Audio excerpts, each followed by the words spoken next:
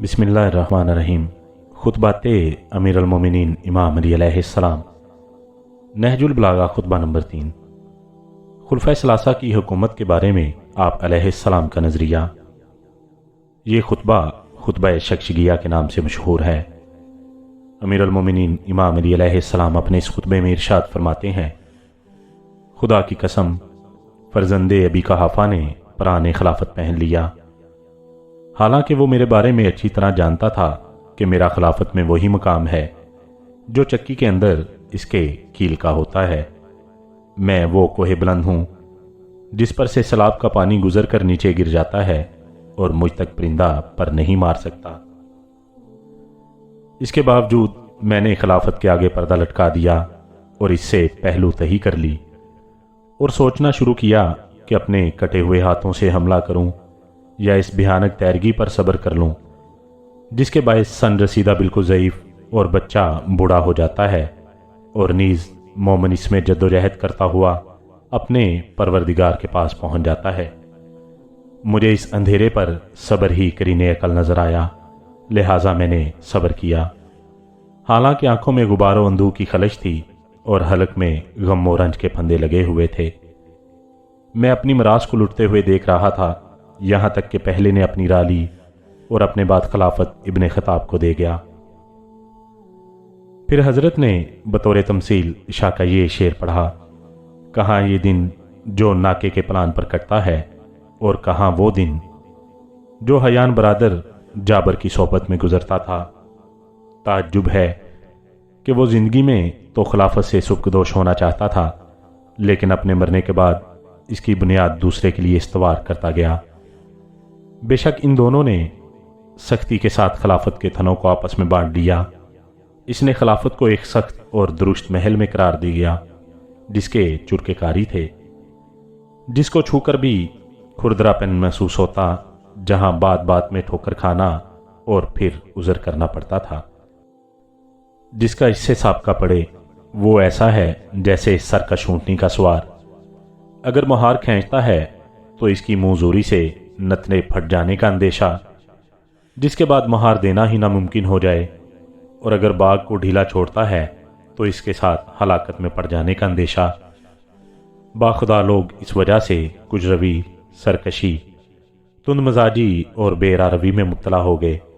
मैंने इस तवील मुद्दत और शदीद मुसीबत पर सब्र किया, यहां तक कि दूसरा भी अपनी राह लगा और खिलाफत को एक जमात में महदूद कर गया और मुझे भी इस जमात का एक फर्द ख्याल किया। ऐ अल्लाह, मुझे इस शूरा से क्या लगाओ। इनमें के सबसे पहले ही के मुकाबले में मेरे इस्तिकाक व फजीलत में कब शक था, जो अब इन लोगों में भी शामिल कर लिया गया हूं। मगर मैंने ये तरीका इख्तियार किया था कि जब वो ज़मीन के नज़दीक होकर प्रवास करने लगें तो मैं भी ऐसा ही करने लगूं, और जब वो ऊंचे होकर उड़ने लगें तो मैं भी इसी तरह प्रवास करूं, यानी हत्तल इम्कान किसी न किसी सूरत से निभा करता रहूं। इनमें से एक शख्स तो कीना अनाद की वजह से मुझसे मुनहरफ हो गया और दूसरा दमादी और बाज नागाफ्ता बातों की वजह से उधर झुक गया। यहां तक कि इस कौम का तीसरा शख्स बड़ी अकड़फाहों के साथ अकड़ा हुआ। इसके साथ इसके भाईबंद भी जमा हो गए जो अल्लाह के माल को इस तरह निगल रहे थे जिस तरह ऊंट मौसम बहार की नरम घास को चरता है। यहां तक कि वो वक्त आ गया जब इसकी बटी हुई रस्सी के बल खुल गए और इसकी बदअमालियों ने इसका काम तमाम कर दिया और शिकमपुरी ने इसे मुंह के बल गिरा दिया। उस वक्त मुझे लोगों के हजूम ने दशज़दा कर दिया जो मेरी जानब बिजुओं के याल की तरह हर तरफ से लगातार बढ़ रहा था।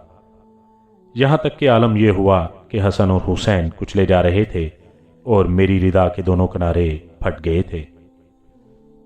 वो सब मेरे गिर्द बकरियों के गले की तरह घेरा डाले हुए थे, मगर इसके बावजूद जब मैं अमरे खिलाफत को लेकर उठा तो एक ग्रोह ने बैत तोड़ डाली और दूसरा दीन से निकल गया और तीसरे ग्रोह ने फिस्क इख्तियार कर लिया। गोया इन्होंने अल्लाह का ये इरशाद सुना ही ना था कि यह आखिरत का घर हमने इन लोगों के लिए करार दिया है जो दुनिया में ना बेजा बुलंदी चाहते हैं और ना फसाद फैलाते हैं, और अच्छा अंजाम परहेजगारों के लिए है। हाँ हाँ, खुदा की कसम, ان لوگوں نے اس کو سنا تھا اور یاد بھی کیا تھا، لیکن ان کی نگاہوں میں دنیا کا جمال کھپ گیا اور اس کی سج دھج نے انہیں اپنا اسیر بنا دیا۔ دیکھو اس ذات کی قسم جس نے دانے کو شکافتہ کیا اور زی روح چیزیں پیدا کی، اگر بیعت کرنے والوں کی موجودگی اور مدد کرنے والوں کے وجود سے مجھ پر حجت تمام نہ ہو گئی ہوتی اور وہ عہد نہ ہوتا جو اللہ نے علماء سے لے رکھا ہے کہ وہ ظالم کی شکم پوری اور مظلوم کی گرسنگی پر سکون و قرار سے نہ بیٹھیں، تو میں خلافت کی باغ دوڑ اسی کے کندھے پر ڈال دیتا اور اس کے آخر کو اسی پیالے سے سراب کرتا جس پیالے سے اس کے اول کو سراب کیا تھا، اور تم اپنی دنیا کو میری نظروں میں بکری کی چھینک سے بھی زیادہ ناقابل اتنا پاتے۔ لوگوں کا بیان ہے کہ امیر المومنین امام علی علیہ السلام جب اس مقام پر پہنچے تو ایک رات کی بشندے نے آگے بڑھ کر ایک نوشتہ حضرت کے سامنے پیش کیا۔ آپ علیہ السلام نے اسے دیکھنے کے بعد جب فارغ ہوئے تو ابن عباس نے کہا، یا امیر المومنین، آپ نے جہاں سے خطبہ چھوڑا تھا وہیں سے اس سلسلے کو آگے بڑھائیے۔ امیر المومنین امام علی علیہ السلام نے فرمایا، اے ابن عباس، یہ تو شخص گیا گوشت کا وہ نرم لوتھڑا تھا جو اونٹ کے منہ سے حجیان کے وقت نکلتا ہے، ابھر کر دب گیا۔ ابن عباس کہتے ہیں کہ مجھے کسی کلام کے متعلق اتنا افسوس نہیں ہوا جتنا اس کلام کے متعلق اس بنا پر ہوا کہ حضرت وہاں تک نہ پہنچ سکے جہاں تک وہ پہنچنا چاہتے تھے۔